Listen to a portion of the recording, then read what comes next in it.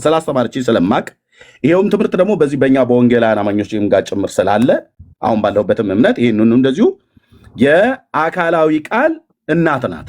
አካላዊ ቃልን በስጋ ስለወለደችው ማለት ነው።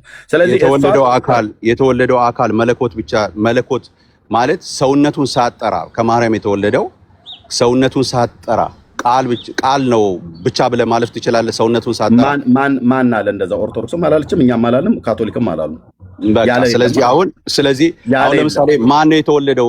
የተወለደው ማን ነው ፐርሰኑ ተብለህ ብትጠየቅ ፍጹም ሰው ፍጹም አምላክ የሆነው ክርስቶስ ኢየሱስ ብዬ ብል ከማርያም የተወለደው ማን ነው ብሎ አንድ ሰው ሲጠይቀኝ የተወለደው ፐርሰኑ በደንብ አድርገህ ስማ፣ አካል ወይም ፐርሰኑ ማን ነው ብሎ ሲጠይቀኝ ፍጹም ሰው ፍጹም አምላክ የሆነው ክርስቶስ ኢየሱስ ነው ብዬ ብልህ ስህተት ነው ማለት አልበኔ። አሁን አንተ ራስህ እንደዛ ብለህ ትላለህ። እኔን ግን ሰው ቢጠይቀኝ ማን የተወለደው ብሎ ቢሉኝ የሥላሴ ሁለተኛው አካል የሆነው አካላዊ ቃል ተብሎ የተጠራው ከድንግል ሰው ሆኖ ሲወለድ ስግው ቃል ሆኖ የተወለደው ክርስቶስ ነው ብዬ እላለሁ እኮ። ስግው ቃል የሆነው ክርስቶስ ኢየሱስ ነው። ለምን እንደሆነ ታውቃለህ? ቆይ ዜድ፣ አንደኛ በማያላፋን ነገር ላይ ስንላፋ እንገኛለን፣ ወይ ደግሞ በማያከራክር ነገር ላይ ስንከራከር እንገኛለን። ችግር የለው፣ መከራከር ትችላለህ ከኔም ጋራ ከእነሱም ጋራ ከፈለክ ማለት ነው። ግን የኢትዮጵያ ኦርቶዶክስ ተዋሕዶ ቤተክርስቲያን ወላዲተ አምላክ ወላዲተ ቃል የእግዚአብሔር እናት ብላ ስትል ቴዎቶኮስ ብላ ስትል ምን እያለች እንደሆነ እኔ አስቀድሜ በዛው ቤት እያለው ስለማቅ ይሄ ትምህርት ደግሞ መጽሐፍ ቅዱሳዊ ትምህርት መሆኑን ስለማቅ በምንም አይነት መልኩ አንድ ኦርቶዶክስ ቢመጣ ወላዲተ ቃል ብሎ ቢለኝ ሂሮርዛ አንተ ማትረባ እንደዚህ አይነት ስህተት ትምህርት የምታመጣ ብዬ አልለውም። ለምንድነው የማለው? ቤተክርስቲያኒቱ የምትለውን አውቃለሁኝ። ቤተክርስቲያኒቱ የምታስተምረውን ጤናማውን ትምህርት አውቃለሁኝ። ስለዚህ ወላዲተ ቃል ብሎ ቢለኝ እኔ አሜን ነው ብዬ የምለው። ምን እያለ ነው? አካላዊ ቃልን የሥላሴ ሁለተኛውን አካል ወልድን እሱን በስጋ መውለዷን ኦርቶዶክስ ስለምታብራራ ማለት ነው። እሱ ማብራራቱ ላይ አይደለም ኤርሚዬ፣ ችግር ያለው እኮ ማብራራቱ ላይ አይደለም። አንደርስታንድ እንድታደርግ የምፈልገው ይኸውልህ፣ ለምሳሌ እኔ ጠየቀኝ ማን ነው የተወለደው ብሎ ሲለኝ ከማርያም ስጋ የሆነውን ነው የምትለኝ አልኩት። አዎ ኦኬ፣ ስጋ ከሆነ በኋላ ፍጹም ሰው ፍጹም አምላክ ይባላል። ኖ ማን ነው የተወለደው? እሱ ነው የተወለደው ይለኛል። አዎ የተወለደው እሱ ነው። ልክ አይደለህም አሉ። ልክ አይደለህም። የተወለደው ድገመልኝ። ስግው ቃል ይኸውልህ፣ ቆይ የተወለደው ከማርያም የተወለደው ቃል ያ ቃል መጀመሪያ የነበረው ቃል ስግው ቃል የተወለደው አይደል? ስግው ቃል የሆነው ከሷ ሲወለድ ነው እኮ። ከሷ ሲወለድ እኛ ለማርያም እኮ ይኸውልህ፣ ማርያም እኮ የስግው ቃል እንጂ የቃል ጀማሪ እኮ አይደለችም እኮ እሷ። የቃል ጀማሪ ነች፣ ማንም ያለ የለም ኦርቶዶክስ ማለት። ኦኬ በቃ ስለዚህ ይኸውልህ፣ አንድ ሰው ለምሳሌ የስግው ቃል የኢየሱስ ክርስቶስ ይኸውልህ፣ የስግው ቃል ወንድምነት፣ ቆይ ኦርቶዶክስ ስታስተምር ኦርቶዶክስ ብላ ስትል ስግው ቃልን ወልዳለች ወይ ደግሞ ስግው ቃልን ወልዳለች ብላ ስትል ለቃልነቱ አስገኝ ነው ብላ ተናግራለች እንዴ? አልተናገረችም እኮ። ካለ ግን መረጃ ካለ መጽሐፉን አውጣና ንገረኝ ነው የምታውቀው ነገር ካለ ማለት ነው።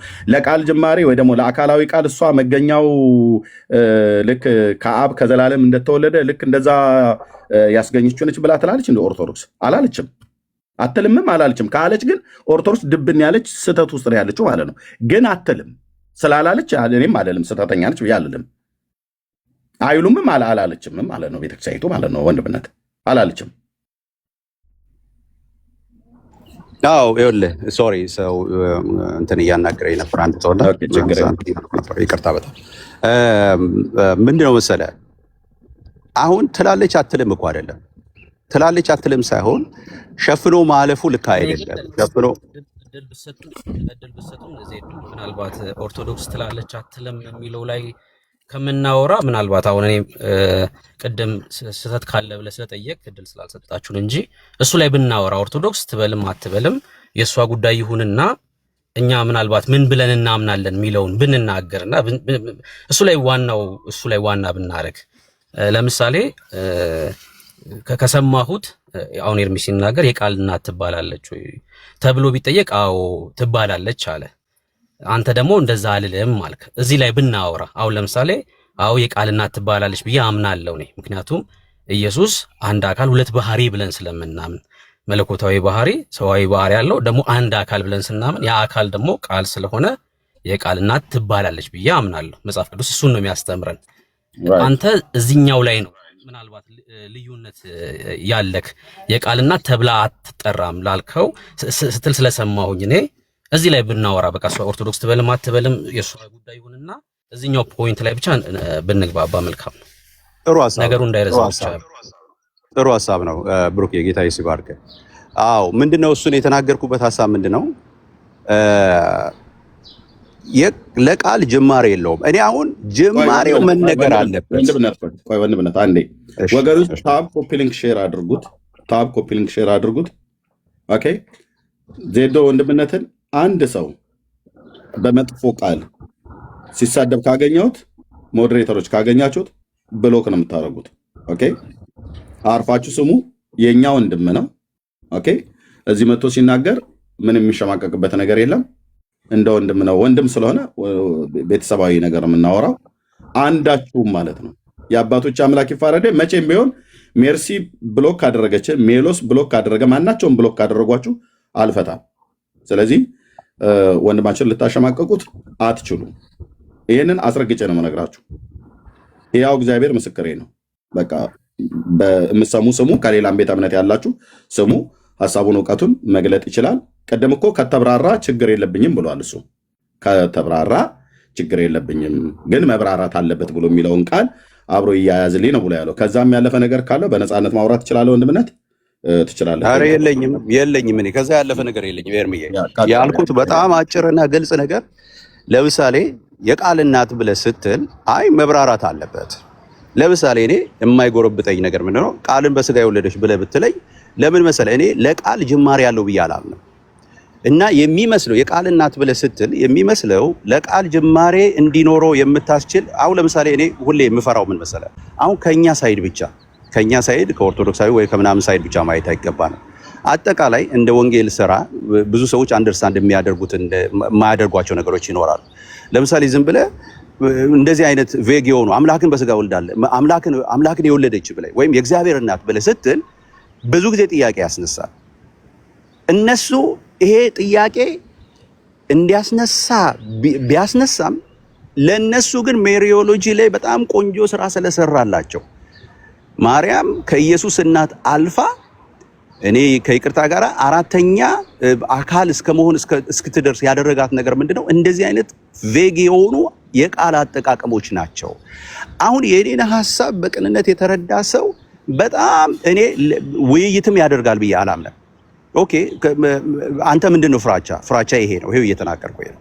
የኔ ፍራቻ ለምሳሌ የቃል እናት ከምትለይ ቃልን በስጋ ጨምረህበት ምክንያቱም ለመለኮቱ ለቃል መለኮት ለሆነው ቃል ማርያም ምንም ለመወለዱ ያደረገችው አስተዋጽኦ የለም። እሱ ከመጀመሪያ ከአብ ማንነት ማለት ከአብ የተወለደ የዘመን ቁጥር ሳይኖረው የሰከንድ የማይክሮ ሰከንድ ልዩነት አብ በነበረበት ዘመን ሁሉ ያለ ከአብ የተገኘ የእግዚአብሔር ልጅ ነው እርሱ። ለዛ ለመለኮት ለቃል ዮሐንስ ወንጌል ምዕራፍ 1 ቁጥር 1 ላይ ላለው ቃል ማርያም ምንም አይነት አስተዋጽኦ አላደረገች ነበረ ለተባለው ቃል ምንም አይነት አስተዋጽኦ አላደረገችም። ማርያም አስተዋጽኦ ያደረገችው ነገር በስጋ ዮሐንስ ወንጌል ምዕራፍ 1 ቁጥር 14 ጀምሮ በስጋ ሲመጣው። ስለዚህ በስጋ ቃልም ስጋ ሆነ። ምንድነው ከማርያም ጋር ያገናኘው? ስጋ ያ ቃል ስጋ መሆኑ ነው። እንዴት ስጋ ሆነ? በማርያም ሆነ። ስለዚህ እኔ አንድ ሰው መጥቶ የአምላክ እናት ከሚለኝ አምላክን በስጋ የወለደች እናቱ ቢለኝ እስማማለሁ። የቃል እናት ከሚለኝ ቃልን በስጋ የወለደች ቢለኝ እስማማለሁ። የመለኮት እናት ከሚለኝ መለኮትን በስጋ የወለደች ቢለኝ እና የኢየሱስ እናት ቢለኝ በቃ ተምሳብ ነው። ወደኋላ ወደፊት የምለው ነገር የለኝም። ለመለኮቱ ጥያቄ የለኝም። ከሷ ስለመወለዱ ጥያቄ የለኝም። ቃል ከሷ ስለመወለዱ ጥያቄ የለኝም። እኔ ግን ያለው ለማርያም የተሰጣት ስም ግን እየተሰጠ ያለው አግባብ አይደለም። ለምሳሌ የመለኮት እናት ስትል ድፍን ነው።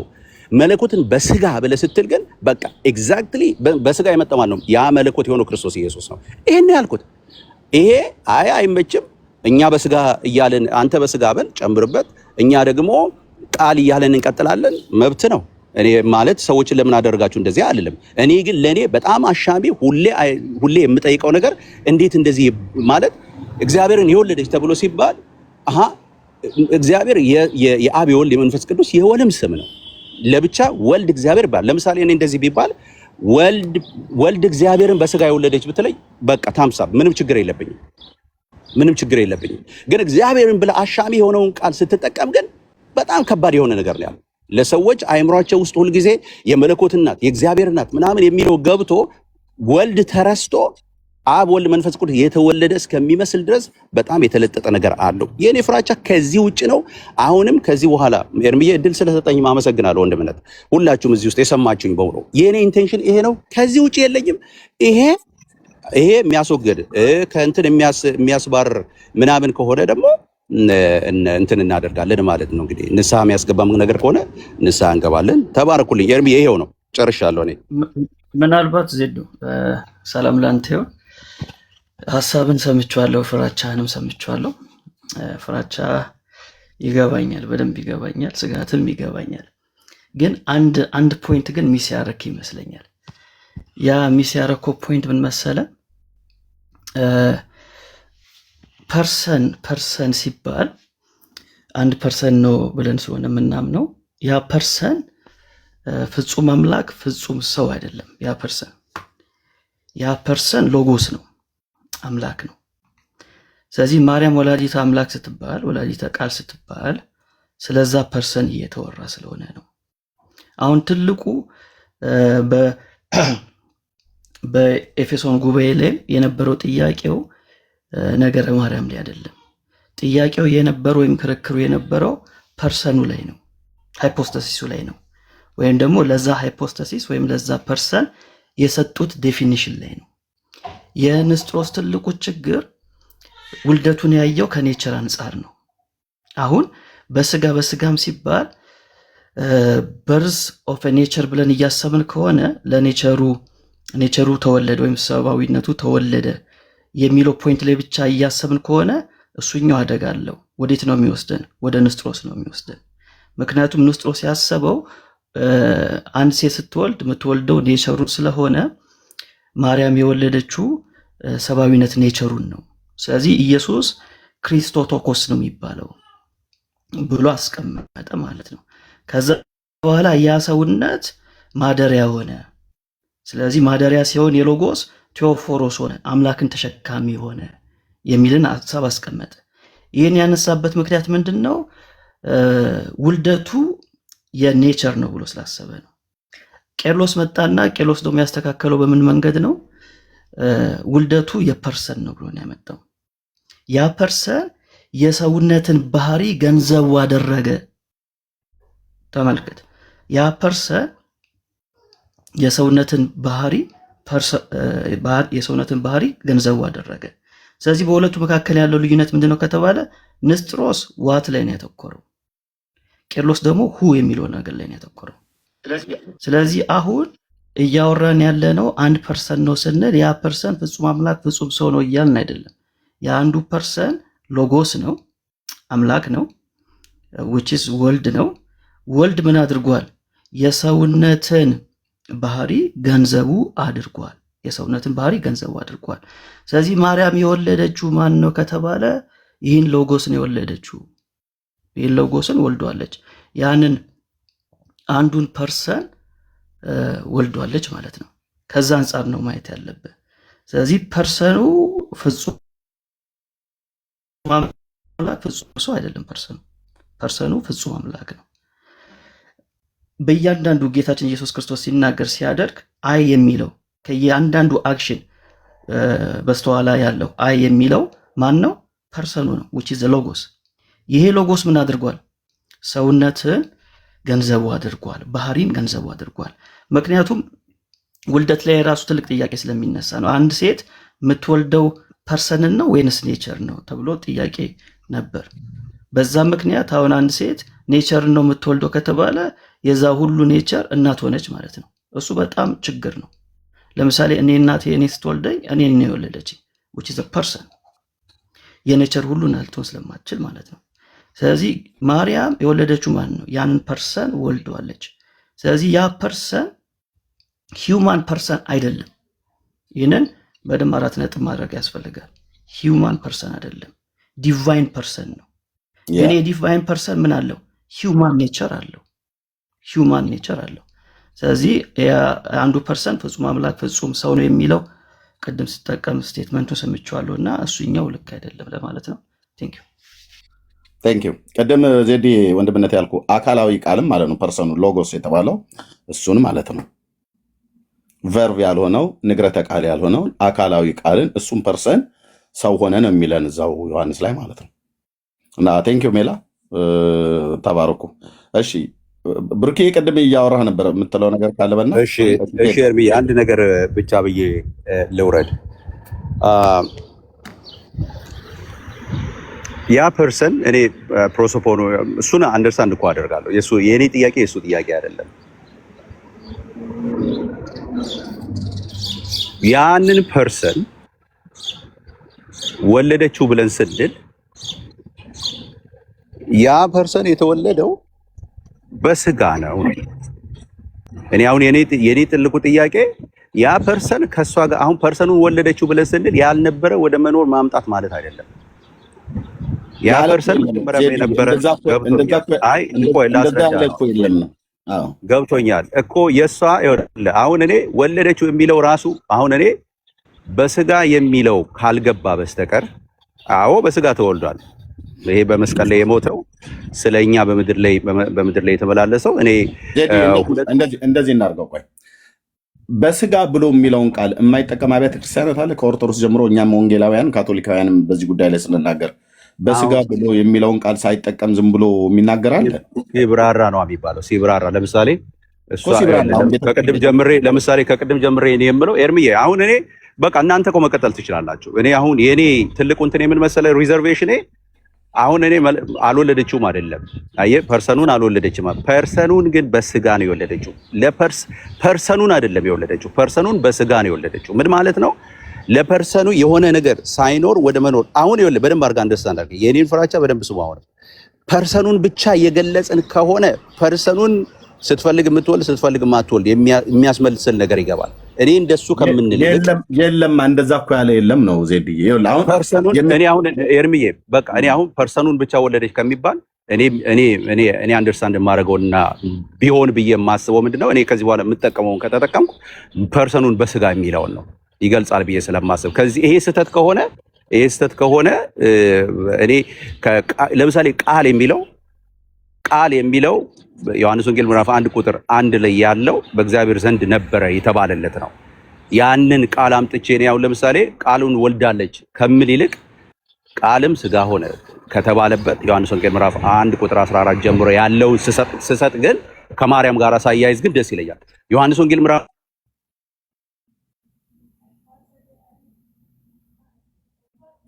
ዮሐንስ ወንጌል ተመልሻለሁ አይደል? አይ ስር ገብቶብኝ ነው።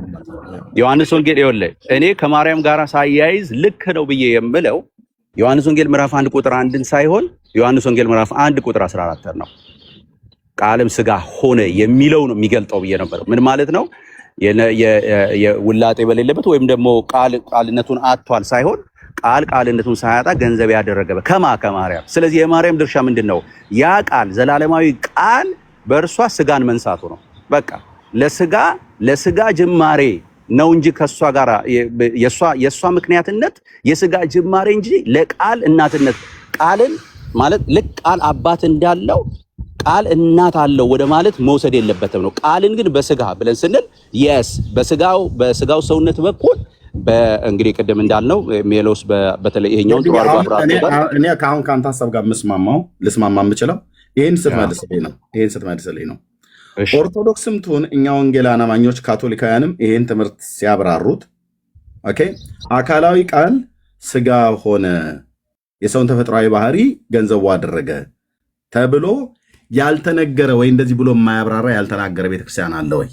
በሌለበት ለምንድን ነው አንተ አሁን አካላዊ ቃል ወይ ደግሞ ወላዲት አምላክ ወይ ወላዲተ ቃል ወይ የእግዚአብሔር እናቱ ብላ ኦርቶዶክስ ቅድም ለማርያም ጸሎት ተብሎ በተባለበት ላይ ባስገባችበት ላይ የእግዚአብሔር እናቱ ብላ ስትል እኔ ኦርቶዶክስን የምረዳት የሶስቱ አካላት እናት ነች እያለች አይደለም። አሁን እኮ ነገረ ክርስቶስ ላይ አይደለም። ነገር ክርስቶስ ሚሪዮሎጂ ላይ እኮ ነው ችግሩ። ሚሪዮሎጂ ላይ እነሱ ብለው የሚሉት ቅድም የተናገርኩት አለ። ሚሪዮሎጂ ማለት የኦርቶዶክስ ሚሪዮሎጂን ምንድነው እመሰክራለሁ ብሎ የሚል ጴንጤ ካለ ያን ሰው አገናኙኝ እኔን። ኦኬ ሚሪዮሎጂ ማለት የኦርቶዶክስ ሚሪዮሎጂ ሽንፍላ ማለት ነው። ባጭሩ የማይጠራ የተቀላቀለ የተምታታ እጅግር የሌለው ታጥቦ የማይጠራ ማለት ነው። ይሄን ብዬ ስል ከቅድመ ዓለም ጀምራለሁኝ ከራሷ መጽሐፍት ከመጽሐፈ ሰዓታት ጀምሮ ማለት ነው።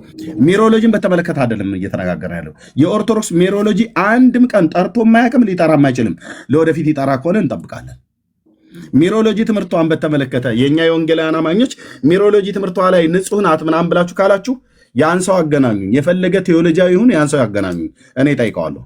ከዜማ መጽሐፍት ከራሷ ከቤተክርስቲያኒቱ የዜማ መጽሐፍት ጀምሬ እጠይቀዋለሁ። ሚሮሎጂዋ የማይጠራ ሽንፍላ ነው። ክርስቶሎጂ ግን ትምህርተ ስጋዌ ግን የጠራ ትምህርት አላት ቤተክርስቲያኒቱ። ለምሳሌ ወላዲት አምላክን ብትል ትክክል ናት። ምን እያሉ እንደሆነ ትምህርቷን ስለምናውቅ ማለት ነው። ወላዲተ ቃልም ብለው ሲሉ ምን እያሉ እንደሆነ ስለሚገባ ማለት ነው። የአካላዊ ቃል እናቱ ናት ነው። እናት ስትሆን በስጋ ስለወለደችው ነው። የሰውን ተፈጥሯዊ ባህሪ ገንዘቡ ስላደረገ ነው። የእግዚአብሔር እናቱን ብላ ስትል ቅድም እንዳልከው ለሶስቱ አካላት ለወልድ የሚጠራበት ስም ቢሆንም እንኳን ለወልድ እያለች እንደሆነ ግን በደንብ እናውቃለን። ስለዚህ አሁን የሚል ሰው በሌለበት አንተ አሁን የሚል ሰው ቢሆን ኖረው ትክክል ነህ ነበር የሚከራከር። ኤርሚዬ አንድ ነገር ብቻ ላስታውስ። ምናልባት እንግዲህ ይሄ እኮ ትምህርት እኮ መጽሐፍቶቻቸው ሁሉ እኮ ኤርሚዬ ይሄ ትምህርት አላቸው። አንተ ገድለ ዘራ ብሩክን እኮ አንተ እኔ አሁን ብታወጣው እኮ አንተ ከዚህ በፊት ስታነበው ሰምቻለሁ። አንድ ሰውም እንደዚህ ሲናገር ሰምቻለሁ። ዳውንሎድም አድርጌዋለሁ። ለምሳሌ ስላሴን የወለደች ይላል። ቄሶቻቸውና አስተማሪዎቻቸው እኮ ስላሴን የወለደች የስላሴ እናት ነች እኮ ብለው በጳጳሳት ደረጃ እኮ የሚናገሩ ሰዎች ናቸው። ይሄ የመጣው ኤርሚዬ ዝም ብሎ አይደለም። እንደዚህ ቬግ የሆኑ ንግግሮች ተጠራቅሞ አንድ ነገር እውነት ለማስመሰል ይባላል። አንድ ነገር ደጋግመህ አንድ ውሸት ንገረው፣ ከዛ እውነት ነው ብሎ ያምናል የሚባል አባባል። ቤተክርስቲያኒቱ ግን ስላሴን ወልዳለች እኮ ብላ አትልም። ወንድምነት ማን ነው የሚለው? ኖ በቤተክርስቲያን ውስጥ ያሉ ግለሰቦች ለምሳሌ እነ ብፁዕ አቡነ ማናቸው ባለ ፊልጶስ እንደዚህ ገድለ ዘራ ብሩክ እኮ ገድሎቿ ለዚህ እኮ ነው አየህ፣ ገድሎቿና ድርሳኗ ታምራቷ ላይ የጻፈችው ሚሮሎጂን በተመለከተ የጻፉት ነገረ ማርያምን በተመለከተ የጻፉት በሙሉ የማይጠራ ያልጠራ ሽንፍላ ብየዋለሁ እኔ ማለት ነው። ታዲያ አሁን እኮ ከሱ አንጻር ነው እኔ አሁን እኮ እኔ እንዲነሳ የምፈልገው ይኸውልህ እኮ እዚህ ያሉ ልጆች ግን እኮ አሁን እኮ አንዳንድ ግለሰቦች ስላሉ ቆይ ዜድዬ ለምሳሌ አሁን እኛ አካባቢ ላይ አሉ እኮ አንዳንድ ፓስተሮችን ስጠይቃቸው ወጣ ያለ ነገር የሚናገሩ ማለት ነው። በነዛ ሰዎች አይን እኛ አንታይም። ኦኬ አንድ ሰው መጥቶ ክርስቶስ ኢየሱስ አሁን እኔ በጣም ብዙዎች የገጠሙኝ ነበሩ። በጣም ብዙዎች ማለት ነው ክርስቶስ ኢየሱስ ከማርያም ሲወለድ በስጋና በደም አልተካፈለም ብለው የሚሉ ማለት ነው። ኦኬ ይሄንን ብለው ያሉ ሰዎች በጣም ከቅርብ እስከ ሩቅ ድረስ ያሉ በጣም ብዙዎቹ ንስሐ ገብተዋል፣ አስተካክለዋል፣ ንስሐ ገብተዋል። መጥተውም ይቅርታ እንዲጠይቁ አድርግ ያለውን በውስጥም ጭምር ማለት ነው። ለምን ትምህርቱን አስተምረን ትምህርቱን ነግረን ማለት ነው። በስጋና በደም ካልተካፈለ ታዲያ የኛ መዳን ከንቱ ነው ማለት ነው። ያዳነን ሌላ ፍጡር ነው ማለት ነው። ከኛ ያልሆነ የኛ ወገን ያልሆነ የኛን ተፈጥሯዊ ባህሪ ገንዘቡ ያላደረገ ሌላ አካል ነው ማለት ነው። ስለዚህ እንደዚህ ብለው የሚሉ አንዳንድ ሰዎች ስለተገኙ በሙሉ ፕሮቴስታንቱ ክርስቶስ ኢየሱስ ከማርያም ሲወለድ በስጋና በደም አልተካፈለም ብሎ የሚል ድምዳሜ ላይ መድረስ አግባብ አይደለም። ልክ እንደዚህ ሁሉ አሁን ኦርቶዶክሳውያኑም ጋር አንዳንድ ሰዎች መጥተው የስላሴ አልተካፈለም አይሉም እኮ አይደለም ኤርሚ፣ አልተካፈለም አይሉም ሳይሆን አንዳንድ አይሉ የቃላት አጠቃቀም ግን ጥንቃቄ ይደረጋል። ጥንቃቄው እንዳለው ነው ዜዲ። አንዳንድ አገልጋዮች የኦርቶዶክስ አገልጋዮች ማለት ነው ለምሳሌ ቅድም እየተናገርኩት ነበር። ይሄ ምንድነው በርገር በልቶ የጠገበ አንድ ዲያቆን አለ። ዲያቆን ብሎ የሚል ዲያቆን ሕዝቅያስ ማለት ነው አሜሪካ ሀገር ያለው የኦርቶዶክሱ ምን አለ? ማርያም ከሌለች ስላሴነት የለም ማለት የሱ ቅዠት ነው።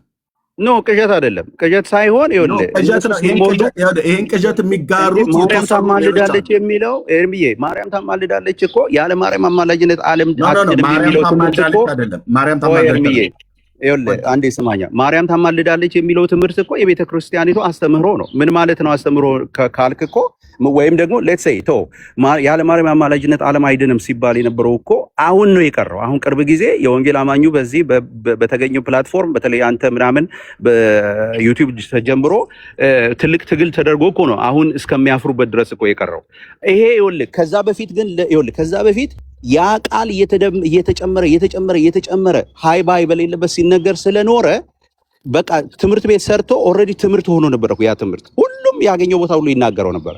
አሁን ግን የወንጌል አማኙ መምጣቱ ወደ ሚዲያ መምጣቱና ነገሮችን ገሃድ መውጣታቸው ትምህርታቸውን እንዲያደርግ አሁንም ምን የምለው ይኸውልህ ይሄ ለምሳሌ ልክ አባታችን ሆይ ኢየሱስ ያስተማረውን ለዛው ኢየሱስ ያስተማረውን የአባታችን ሆይ ጸሎትን ተከትሎ በታሪክ ማለት በመጽሐፍ ቅዱስ አንድም ቦታ ሐዋርያቱ ያላስተማሩን እነሱ ግን የት ምን ይላሉ? ከአፖስቶሊክ ሰክሴሽን አለን የሚሉት ሰዎች እመቤታችን ቅድስት ድንግል ማርያም ወይ ሰላምታ ይገባሻል ብለው በመልአኩ በገብርኤል ሰላምታ ሰላም እልሻለሁ ብሎ ይቀጥልና የአሸናፊው የእግዚአብሔር እናት ወይ ብሎ ሲል አይምሮ ውስጥ የሚጨምረው ይኸውልህ እንደዚህ አይነት ቃላቶች ቬግ የሆኑ ቃላቶች ገብተው ኖርማል ሆነውብናል አሁን። ስለዚህ እኔ አሁን ለምሳሌ ሰዎች ኖ ይኸውልህ ተመልከት፣ መሆኑን የምታውቀው ኤርምዬ መሆኑን የምታውቀውን ጥያቄዎችን ልጠይቅ በነገረ ክርስቶስ ላይ አሁን ማለት ነው። አንተ ቆይ አንድ ጊዜ ቆይ፣ እችን ብቻ አልቆይም።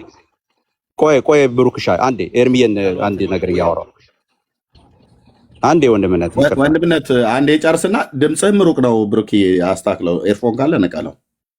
ኤርምዬ አሁን የምጠይቅህን ስማኝ። ከማርያም የተወለደው ቃል በስጋ ነው አይደል ኤርምዬ? አዎ ያ አካላዊ ቃል በስጋ ነው የተወለደው። በስጋ ነው የተወለደው። መለኮት በስጋ ተወልዷል ከማርያም አይደል? አካላዊ ቃል የሆነው ራሱ የሶስቱ አካላት የሚጠቀሙትን አንድ ባህሪ መለኮት ብሎ የሚለውን ይጋራል። መለኮት በስጋ ወለደች ብለው ቢሉ ምን እያለች እንደሆነ ቤተክርስቲያኒቱ በደንብ ታብራራዋለች። እሺ ወልድ እግዚአብሔር በስጋ ተወልዷል አይደል ከሷ? አዎ እሺ ወልድ እግዚአብሔር ብዬ ስልና እግዚአብሔር ከሷ ተወልዷልና ወልድ እግዚአብሔር ከሷ ተወልዷል ብዬ ስል የትኛው ነው ኢየሱስን በይበልጥ የሚገልጠው? በይበልጥ የሚገልጠው በተለየ አካሉ ስትጠራው ነው። ግን ደግሞ እግዚአብሔር ብላ ስትል ቤተክርስቲያኒቱ ለሶስቱ አካላት ሶስቱንም ወለደች ብላ እያለች አይደለም። ለምንድን ነው በየጸሎቶቻቸው በየሁሉ ቦታ ማለት ነው የመለኮት እናት የእግዚአብሔር እናት ብቻ የሚለውን ቃል ሲያብራሩት ነው እንዴት ነው ብለህ ስትጠይቃቸው ነው እንጂ ለምንድን ነው ሁሉ ቦታ ላይ እነዚህን ቃላቶች የሚጠቀመው? ቬግ የሆኑት ብቻ የሚጠቀሙት ለምን ይመስላል? እግዚአብሔር መለኮትን የወለደች የመለኮት ምናምን እያሉ በዚህ የተሰናከለ ሰው አለ? ዜድ ይህንን ብላ በማለቷ ኦርቶዶክስ የተሰናከለ ሰው አለ? ለምን አይኖርም? እኔ አንደኛ ከራሷ ምእመን ነው የተሰናከለው። እኔ እንትን ከመስራት በመጀመሪያ ደረጃ አንዳንድ ነገሮች እንደዚህ አይነት ነገሮችን ጥንቃቄ እናድርግ ብሎ ሲባል አንድ ነገር ሰዎች እስቲ የተሰናከለ ወይም ደግሞ በዚህ ጉዳይ በቃ እግዚአብሔርን ወለደች እንዴ ብሎ የመጣም ሰው ካለ አምጣ ብሎ ማለት ተገቢ ነው ብዬ አላምንም። ሰዎች ስለተሰናከሉ ስላልተሰናከሉ ብቻ አይደለም ትምህርቶቻችን አምጣ ብዬ ባልልም አንደኛ ኦርቶዶክስ የእግዚአብሔር እናት ብላ ስትል ለምእመኗ ይህን ብላ ስትናገር በተለይ አካሉ ወልድ ከእሷ በስጋ እንደተወለደ በማብራራት ትናገራለች። የምናውቀው ነው። እኛም ከዛው ቤት ስለበቀልን እዛው ቤት ስላደግን እዛው ቤት